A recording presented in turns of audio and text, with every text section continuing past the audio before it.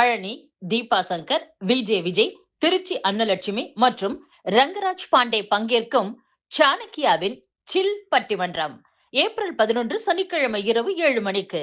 இடம் ஸ்ரீ ஐயப்பன் பூஜா சங்கம் main hall, Ramnagar, Coimbatore. அனுமதி இலவசம். அனைவரும் வருக.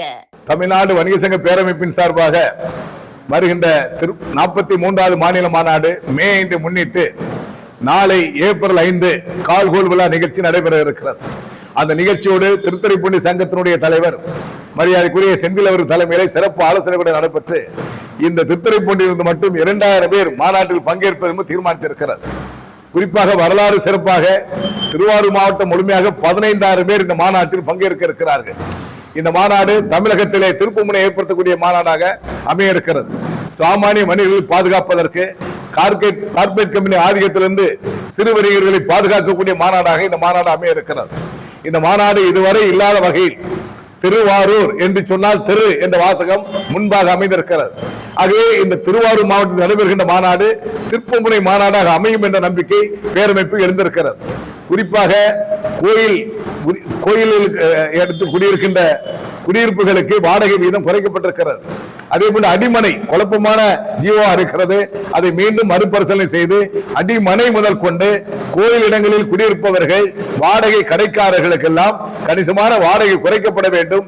பெயர் மாற்றம் என்பது மிக கட்டாயமாக ஆக்கப்பட வேண்டும். அந்த நிலை ஏற்பட்டால்தான் அரசு துறை அதிகாரிகளிலிருந்து வியாபாரிகள் பாதுகாக்கப்படுவார்கள் என்பதை தெரிவித்துக் கொண்டு இந்த மாநில மாநாட்டில் பல்வேறு பிரகடன தீர்மானம் எடுக்க இருக்கிறோம்.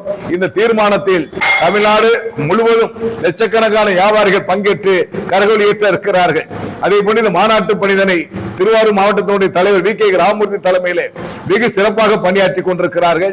வரக்கூடிய அத்தனை வியாபாரிகளுக்கும் தங்குவதற்கு இடம், திருமண மண்டபங்கள், கழிப்பறை வசதிகள், உணவு கூடங்கள் என்று ஒவ்வொருவரும் திட்டமிட்டு செயல்படுத்தி கொண்டிருக்கிறோம். ஆகவே இந்த மாநில மாநாடு நிறைவு பெற்ற பிறகு அமையக்கூடிய அரசு உடனடியாக தமிழ்நாடு வணிக சங்க பேரமைப்பை அழைத்து நம்முடைய கோரிக்கைகளை உடனடியாக தீர்க்கக்கூடிய மாநாடாகும். மத்திய அரசு பல்வேறு தீர்மானங்களை நிலுவையில் இருப்பதை தூசி தட்டி எடுக்கப்பட்டு இந்த மாநாட்டுக்கு பிறகு வெற்றிகரமாக நடத்தி தரக்கூடிய மாநாடம் அமைய இருக்கிறது.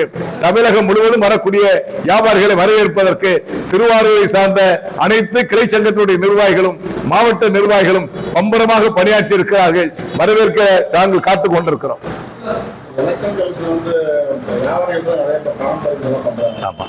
அதாவது எலெக்ஷன் கமிஷன்ல பணியாற்றக்கூடிய அதிகாரிகள் அத்துமீறல் வழிப்பறி என்று கூட சொல்லாங்க. எப்படின்னா அருப்புக்கோட்டையில 4 தினத்துக்கு முன்பாக ஒரு அரசியல் ஓட பிடிக்க வேண்டிய அவசியமே இல்லை.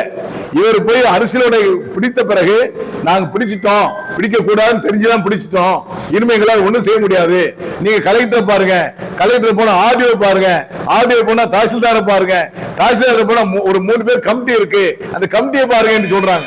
சீரழிச்சுக்கிட்டு இருக்காங்க வியாபாரிகளை. ஆகிய தேர்தல் ஆணையம் அதிகாரிகளை கண்டித்து ஏற்கனவே 31ஆம் தேதி போராட்டம் அறிவிச்சிருந்தோம்.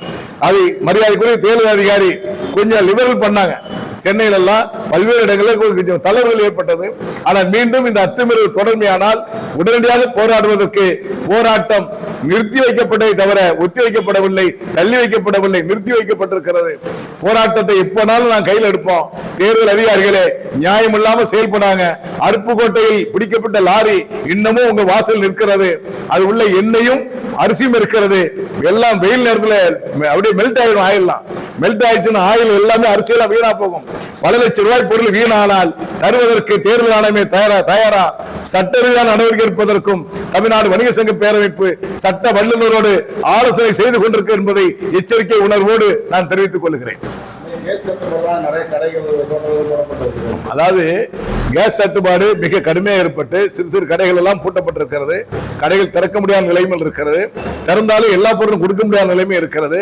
மின்சார அடுப்பு வாங்கிக்கலாம்னு சொல்லி தமிழ்நாடு முதலமைச்சர் அவர்கள் மானியத்தோடு அறிவிச்சாங்க. ஆனா மின்சார அடுப்பு எங்குமே கிடைக்கல. இப்போ பயங்கர டிமாண்ட், ஒரு அடுப்பு கூட கிடைக்கல. அந்த நிலைமையில் இருக்கிறோம். ஆகவே மத்திய அரசு சிலிண்டர் தட்டுப்பாட்டால் பூட்டப்பட்ட கடைகளுக்கு மாதம் குறைந்தபட்சம் 25,000 ரூபாய் இழப்பீடு தரப்பட வேண்டும் என்ற கோரிக்கை வலியுறுத்தி இருக்கிறோம். சிலிண்டர் தட்டுப்பாடை போர்க்கால அடிப்படையில் விரைவாக தீர்க்கப்பட வேண்டும் என்பதை பேரமைப்பு வலியுறுத்துகிறது. ஏன்னா எல்லாருமே அச்சப்பட்டுக்கிட்டு இருக்காங்க. தேர்தல் வரைக்கும் தான் டீசல் வரும், பெட்ரோல் வரும், கேஸ் வருங்கிற சந்தேகம் எழுப்பப்பட்டிருக்கிறது. ஆகவே மத்திய அரசு இதற்கெல்லாம் முற்றுப்புள்ளி வைக்கக்கூடிய வகையில் உடனடியாக தீர்வு ஏற்படுத்த வேண்டும் என்பதை தமிழ்நாடு வணிகர்களுடைய பேரமைப்பு வலியுறுத்துகிறது. நன்றி.